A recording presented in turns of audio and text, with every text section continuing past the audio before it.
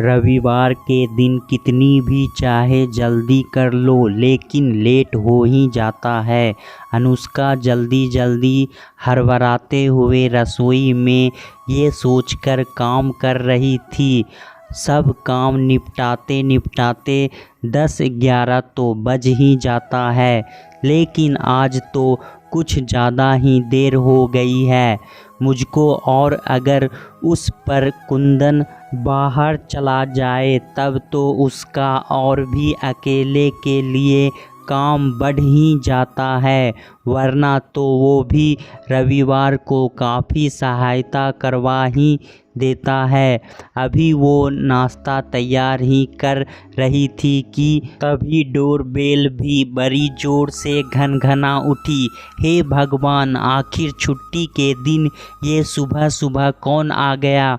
सुबह ही कहेगी वो इस समय को, क्योंकि रविवार को तो 10-11 बजे भी काम निपटाते निपटाते सुबह ही प्रतीत होती है, वरना और दिनों में तो इस समय तक उसका खाना भी बन गया होता है। बच्चे और कुंदन पति अपना अपना टिफ़िन लेकर भी निकल जाते हैं। अम्मा भी नाश्ता पानी खा पीकर आराम कर रही होती है और वो भी अपनी चाय नाश्ता करके घर के और काम संभाल रही होती है। लेकिन आज कुंदन ऑफिस के काम से बाहर गया हुआ था, तो घर की सारी जिम्मेदारी उस अकेले की ही थी। अनुष्का ने जैसे ही दरवाज़ा खोला, सामने सुहानी ननद रानी अपने दोनों बच्चों के साथ मुस्कुराते हुए खड़ी थी। अरे वाह जीजी, आपको आज आखिर फुर्सत मिल ही गई अपनी भाभी से मिलने की। अनुष्का तो बहुत ही ज़्यादा खुश होकर ननद के गले से लिपट गई। भाभी, क्या करूं, आखिर ये घर गृहस्थी का झंझट भी कुछ ऐसा है ना कि जिम्मेदारियों के कारण घर से बिना ज़बरदस्ती किए निकला ही नहीं हो पाता। लेकिन कल रात को ही मैंने मम्मी जी और प्रणव को बोल दिया था कि आज मुझको बाज़ार के काम से इधर आना है, तो घर होते हुए ही आऊँगी। बहुत दिन हो गए हैं वहाँ पर गए हुए, ना जाने कब से मम्मी और भाभी बुला रही है, लेकिन एक शहर में मायका होते हुए भी व्यस्तता के कारण नहीं जा पा रही हूँ। खैर, किसी ने कुछ टोका भी नहीं तो मैं भी फटाफट सबको नाश्ता करवा के निकल आई। और अब लंच प्रणव ऑनलाइन ऑर्डर कर लेंगे, तो लंच की भी फिक्र नहीं। सुहानी ने मुस्कुराते हुए अनुष्का से कहा, ये तो सचमुच बहुत अच्छा किया जीजी, आपने सचमुच आपसे मिलने की बहुत इच्छा हो रही थी। और आपको पता, बच्चे भी अपनी लाडली बुआ और भाई बहन को देखकर बहुत खुश हो जाएंगे। अरे छोटू और सोनू, बाहर आकर जरा देखो तो भला कौन आया है। अनुष्का तो सचमुच बहुत खुश हो गई और अपने बच्चों को आवाज़ लगाते हुए बोली, अरे वाह, बुआ जी के साथ मोनू भैया और मोनी दीदी भी आई है। आज तो खूब मज़ा आएगा, सब लोग एक साथ खूब ढेर सारी मस्ती करेंगे। अनुष्का की आवाज़ सुनकर जब दोनों बच्चे छोटू और सोनू बाहर आए तो अपनी लाडली बुआ और भाई बहन को सामने देखकर बहुत ही ज़्यादा खुश हो गए और जल्दी से मोनू और मोनी का हाथ पकड़कर अपने कमरे में लेकर चले गए। जीजी आप आराम से बैठिए, मैं बस फटाफट चाय बनाकर लाती हूँ और नाश्ते में पोहा बनाया है, बस वो भी लेकर आती हूँ। ये कहकर अनुष्का रसोई की ओर चल पड़ी। भाभी मैं यहाँ अकेले बैठकर क्या करूँगी, मैं भी रसोई में आपके साथ ही चलती हैं, साथ में खड़े खड़े आपके साथ गपशप मारूंगी। कितने दिनों बाद तो आपसे मिलना हुआ है। लेकिन भाभी मम्मी कहाँ है? वो नहीं दिखाई पड़ी मुझको, वरना तो वो हमेशा ड्राइंग रूम में ही नज़र आ जाती हैं। सुहानी ने अगल बगल इधर उधर झांक कर देखकर कहा, क्या अपने कमरे में हैं वो? और भैया भी नज़र नहीं आ रहे। आज तो संडे है तो आज तो उनको भी घर पर ही होना चाहिए। जीजी अब क्या बताऊं, आपके भैया तो ऑफिस के काम से बाहर गए हैं, लेकिन अम्मा हमसे रूठकर बच्चों की तरह कमरा अंदर से बंद किए बैठी हैं। अनुष्का ने बहुत ही दुखी स्वर में कहा, क्या कह रही हैं आप भाभी? मम्मी कमरा बंद किए हुए बैठी हैं? आखिर क्यों? ऐसा भी क्या हो गया जो उनको कमरा बंद करके बैठने की ज़रूरत पड़ गई? सुहानी तो अनुष्का की बात सुनकर बड़ी ज़ोरों से चौंक ही पड़ी, क्योंकि वो ये बात तो बहुत ही अच्छी तरह से जानती थी कि उसकी भाभी लाखों में एक है और उसकी मम्मी का बहुत ही अच्छी तरह से ख्याल रखना जानती है, उनकी हर इच्छा का पूरा पूरा सम्मान करती हैं। आज तक भाभी ने कभी भी मम्मी की कोई बुराई उससे नहीं की, लेकिन आखिर आज ऐसा क्या हो गया जो वो कमरा बंद करके बैठ गई? अब जीजी मैं क्या ही बताऊं, आपको तो पता ही है कि रविवार के दिन घर गृहस्थी में एक्स्ट्रा कितने ज़्यादा काम हो जाते हैं।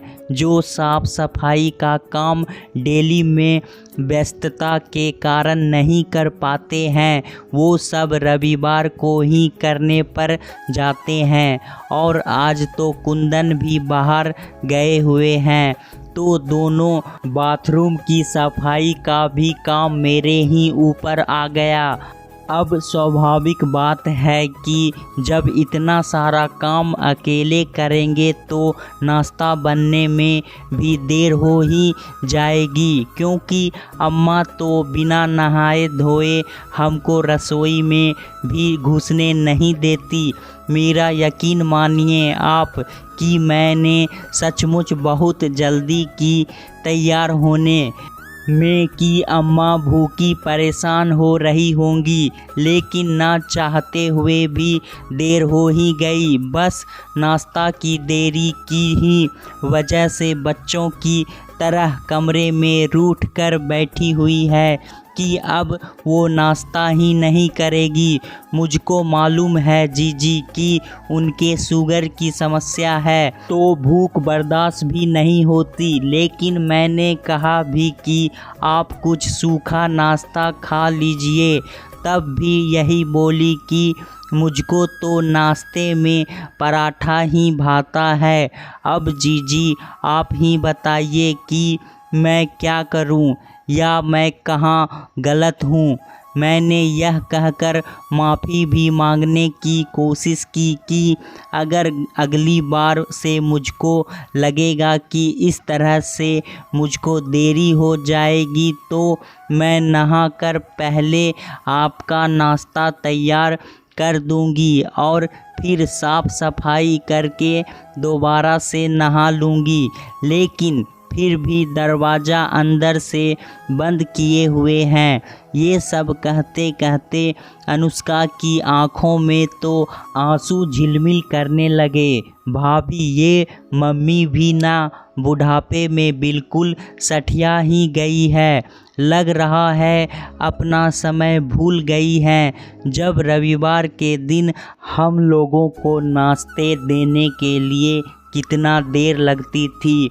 रुकिए, मैं अभी आवाज़ लगाती हूँ मम्मी को। सुहानी नेहा के कमरे के दरवाजे पर पहुँच गई। मम्मी, ओ मम्मी, दरवाज़ा खोलिए, सुहानी ने आवाज़ लगाते हुए कहा। पहले तो नेहा को लगा कि दरवाजे पर अनुष्का ही है, तो अनसुने का बहाना बनाकर चुपचाप बैठी रही। लेकिन जब सुहानी की आवाज़ लगी तो झट से आकर दरवाज़ा खोल दिया। अरे बेटा सुहानी, तू कब आई? नेहा ने अपने गुस्से को उतार कर झट से बड़े प्यार से पूछा। मम्मी, मुझको तो आए लगभग आधा घंटा के ऊपर ही हो गया, लेकिन ये बताइए कि आप ये बच्चों की तरह रूठ कर दरवाज़ा बंद किए हुए क्यों बैठी हैं? सुहानी ने बिना किसी लाग लपेट के पूछा। अरे वो बेटा, बस ऐसे ही, नेहा ने नज़रें चुराते हुए कहा। मम्मी, मुझसे आंख मिलाकर बात कीजिए, क्योंकि भाभी ने हमको सब कुछ साफ साफ बता दिया है। आपने तो सचमुच बच्चों को भी मात कर दिया अपने हरकतों से। जब भाभी घर में अकेले काम करने वाली है तो उनको सारा काम निपटाते निपटाते देर तो लग ही जाएगी, और फिर नाश्ता बनने में देर सवेर भी हो ही जाएगी। और अगर आपको ज़्यादा ही दिक्कत हो रही है तो खुद 2 पराठे अपने लिए बनाकर खा लीजिए। ऐसा तो है नहीं कि आप बना नहीं सकती, भाभी को भी अच्छा लगेगा। अब मेरी सासू माँ को ही आप देख लीजिए कि कैसे उन्होंने सब कुछ बहुत अच्छी तरह से संभाल रखा है। आज मैं यहाँ पर आ गई तो वो बाहर से आया हुआ खाना भी खा लेंगी। वो परिस्थितियों के साथ चल सकती हैं, तो आप क्यों नहीं? आप भी भाभी के साथ चलने की कोशिश कीजिए। भाग्यशाली हैं आप, जो आपको भाभी जैसी समझदार बहू मिली, वरना आजकल के समय बहुएं सास को पूछ ले यही बहुत है। सुहानी ने समझाते हुए कहा। सॉरी बेटा, पता नहीं क्यों कभी कभी ये मन शैतानी करने लग जाता है, लेकिन तुम्हारे जैसे अगर समझदार बेटी हो तो शायद कभी ननद भौजाई और सास बहू के रिश्ते में दरार ना पड़े। नेहा शर्मसार होते हुए बोली। मम्मी, सॉरी, हमसे नहीं बल्कि भाभी से मांगिए। देखिए जरा इनका चेहरा कितना ज़्यादा दुखी लग रही है आपके इस अनुचित व्यवहार से।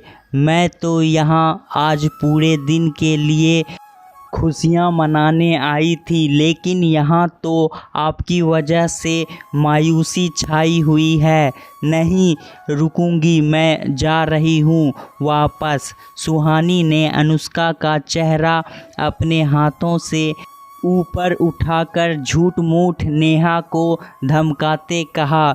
हुए सॉरी अनुष्का बेटा, मुझको माफ़ कर दो, लेकिन अब मैं तुझको बिल्कुल भी परेशान नहीं करूँगी। तेरे ही हिसाब से मैं भी चलूँगी।